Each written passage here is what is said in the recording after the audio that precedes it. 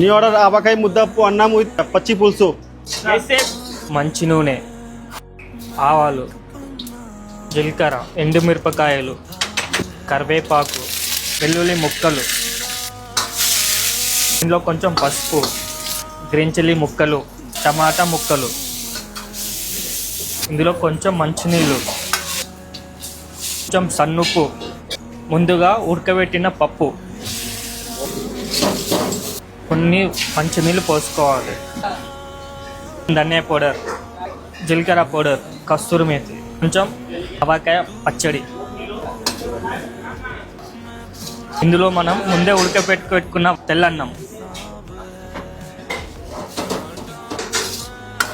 పైనుంచి నెయ్యి.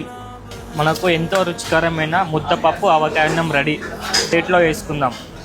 జీడిపప్పు, కరివేపాకు, పైనుంచి ఆవకాయ ముక్క. ఇప్పుడు ముద్దపప్పు ఆవకాయ అన్నం రెడీ అయింది. దీనికోసం పచ్చి పులుసు రెడీ చేసుకుందాం.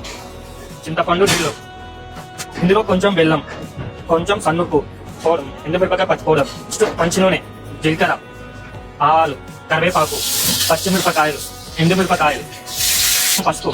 ఈ తడకను పచ్చిమిర్చి వేసుకోవాలి. మన ఎంతో రుచికరమైన పచ్చి పులుసు రెడీ అయింది కదా. దాన్ని బౌల్లో